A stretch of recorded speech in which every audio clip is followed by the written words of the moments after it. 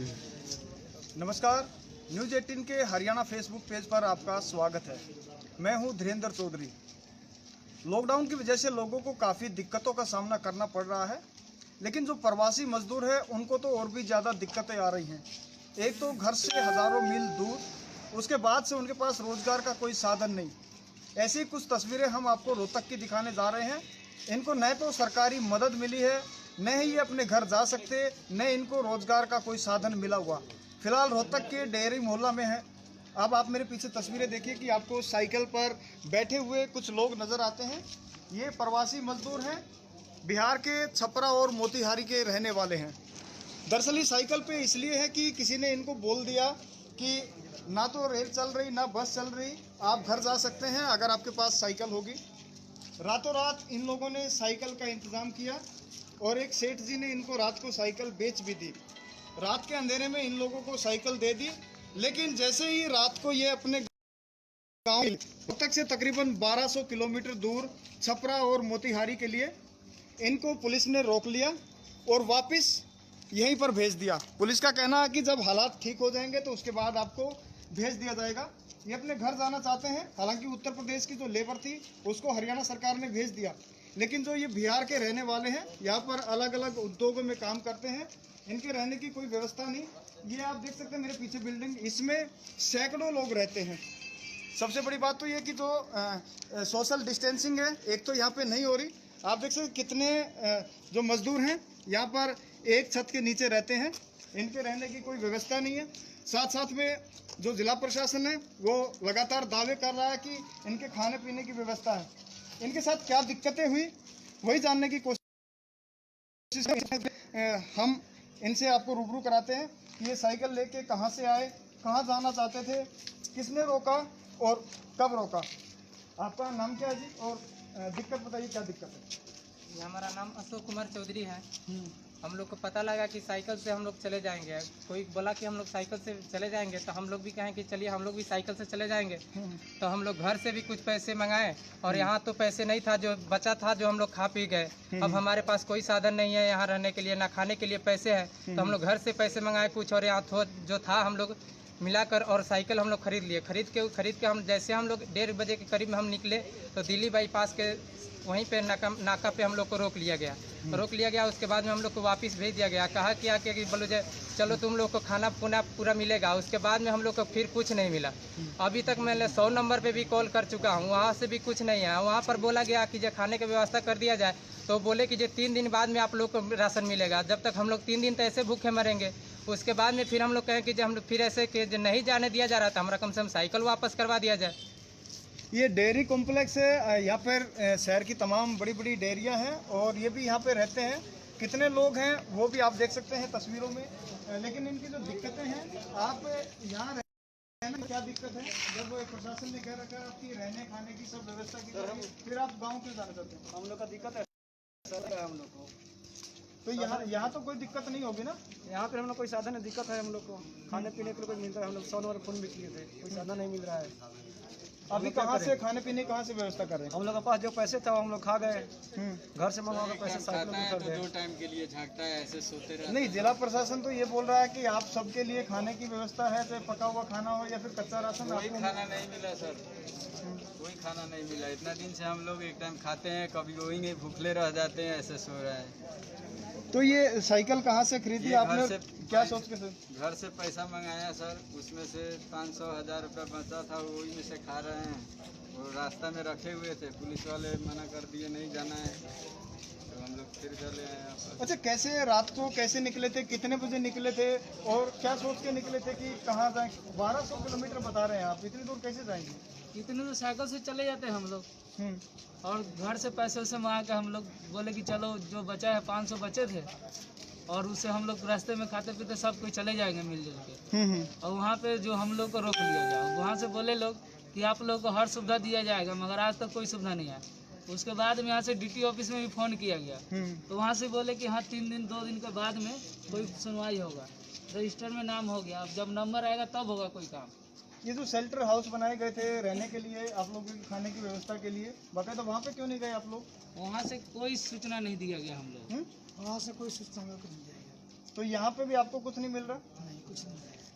देखिए इनका यहाँ दावा से है कई आदमी कि लिख जिला कर भी प्रशासन लिया। की तरफ से हमें कोई मदद नहीं मिली। क्या 2-3 आदमी यहाँ से लिख कर भी लिया, आधार कार्ड का भी नंबर लिख कर ले गया से आप लोगों को राशन लेके देंगे, मगर लिख के बाद में दिखाई नहीं दिया यहाँ पे अच्छा, अभी तक। तो यहाँ पे आप लोग कितने और लोग लोग रह रहे राशन हैं उठा के और अपना मजा कितने मार रहे टाइम से रह रहे हैं, ये भी इनसे से जानने की कोशिश करेंगे कि कितनी दूर है यहाँ से रोहतक से और कहाँ के रहने वाले हो आप? मोतिहारी जिला का रहने वाला है, 1200 किलोमीटर है। हम लोग का पास अब 1 रुपया भी नहीं है कि हम लोग कहाँ से ला के खाएंगे, तो इसलिए हम लोग साल ये सोच रहे थे कि चलो जितना में खाएंगे उतना बैठ के खाएंगे, घर से पैसा मंगा के खाएंगे, उतना चली जाएंगे हम लोग सब साथ मिलकर। जिसके कपास काम कर रहे हैं जो मालिक है उसने कोई मदद नहीं की? उसने मदद कर रहे हैं, 500 करे, 200 करे, 1000 करे, कर रहे हैं अभी। मतलब वो भी बोल दिया है मालिक के, अब हम अपने परिवार देखे कि अब आप लोग के देखे। मालिक भी बोल दिया है कि हाँ सुविधा होगा तो चली जाना। देखिए अभी तक 3 मई तक लॉकडाउन है, लेकिन इनके सामने दिक्कत ये है और साथ साथ में इनका ये भी आरोप है कि जिला प्रशासन की तरफ से इन्हें अभी तक कोई मदद नहीं मिली। रात के अंधेरे में इन्होंने यहाँ से निकलने की कोशिश की थी। कैसे कैसे यहाँ से निकले थे और कहाँ पे पुलिस ने रोका? हमको वहाँ पे ब्रिज के पास रोक दिया सर, बोले कि आप लोग को खाने की व्यवस्था मिलेगा। आज तक ले जब से लॉकडाउन लगा आज तक ले हम लोग को सरकारी राशन एक भी नहीं मिला है, ना हम लोग को बनाई मिला है, नहीं कच्ची मिली है। हम लोग को मम्मी पापा रोक कर उधर से 4-5 रुपया डाल रहे हैं, उसी पैसा से हम लोग सालकी कसा के सोचे कि इसी में हम लोग अपना घर रहेंगे, मम्मी पापा के पास रहेंगे, अपना घर परिवार के पास रहेंगे। यहाँ पे भूखे मर रहे हैं हम लोग।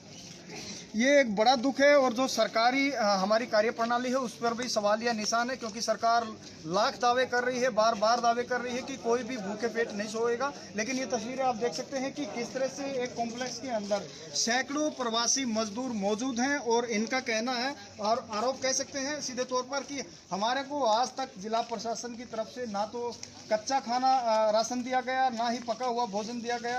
कितने ही दावे किए। ये एक तस्वीर और देखिए, धोखाधड़ी ऐसे वक्त में भी जब इन लोगों के पास यहाँ रहने का कोई किसी तरह का कोई वजह नहीं थी, तो इन्होंने सोचा क्यों ना अपने घर जाए। घर वालों से इन्होंने पैसे भी मंगवाए और उस पैसे से ये साइकिलें खरीदी गई। किसी व्यापारी ने रात के अंधेरे में इनको साइकिलें भी मुहैया कराई, साइकिलें भी दी गई।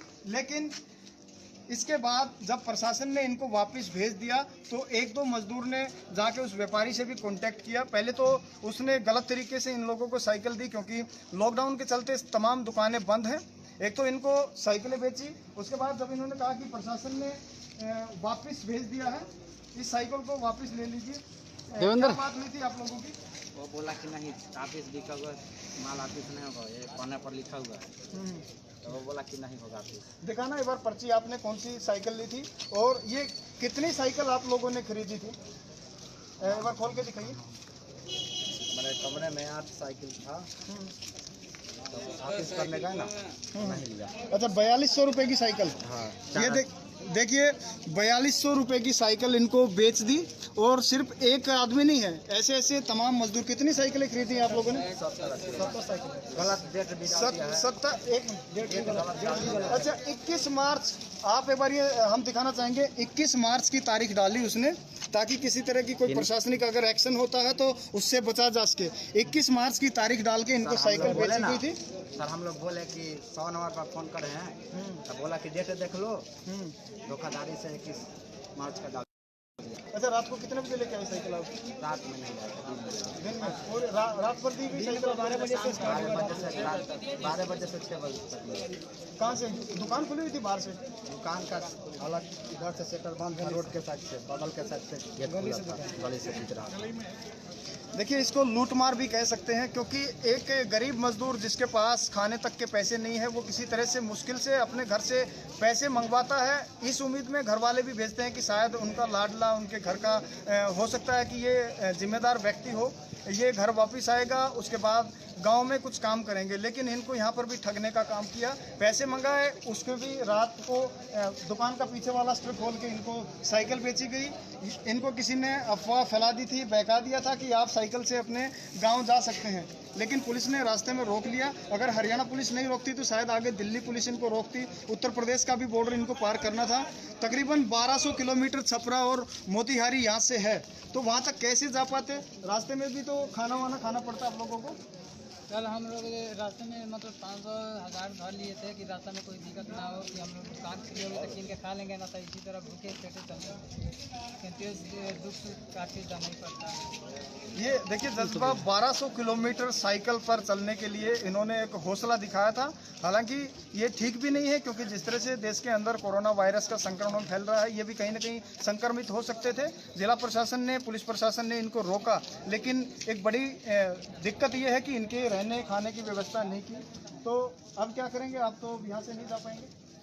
क्या नहीं जाएंगे तो क्या करेंगे? हम लोग सर भूखे ही मरेंगे और क्या करेंगे, जब सरकार हम लोग को कोई सुनवाई नहीं कर रहे हैं। हम लोग चिवड़ा भी खरीद लिए थे कि चलिए सूखते चिवड़ा खाते चल जाएंगे, चिवड़ा वड़ा रख लिए थे खाने होने के लिए। उसके बाद में हम लोग को कुछ भी इधर रोक दिया। देखा ना अपना बैग, जो खाने का आपने इंतजाम किया था, एक बैग लेके आओ। कैसे क्या क्या आपने, इन्होंने काफ़ी किसी तरह से अपने घर पहुंचा जाए, घर जाके देखेंगे जैसी रूखी सूखी खाई जाएगी उससे पेट भरेंगे। और इतनी तादाद में है ये रोहतक के अंदर, आप अंदाज कॉम्प्लेक्स है, यहाँ पे दूध का व्यवसाय होता है और जो रहने वाले हैं एक एक कमरे में 20-20 लोग रहते हैं। ये हकीकत है हरियाणा की जिला प्रशासन रोहतक की, कि किस तरह से दावे किए जा रहे हैं कि जो प्रवासी मजदूर हैं उनको किसी तरह की कोई दिक्कत नहीं आने दी जा रही। बेशक उनका काम धंधा छूट गया, लेकिन उनके रहने और खाने की व्यवस्था की जा रही है। रहने की तो आप देख सकते हैं कि किस तरह से इस छोटे से कॉम्प्लेक्स के अंदर सैकड़ों लोग रह रहे हैं। दूसरा, ये बैग इन्होंने तैयार किया था गाँव जाने के लिए, इसमें क्या क्या है वो और ज़रा दिखाइए।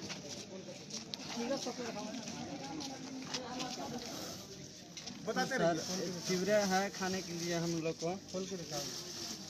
हम लोग चिवड़ा रखे थे भुजा, हम लोग सोचे यही खाकर चल जाएंगे।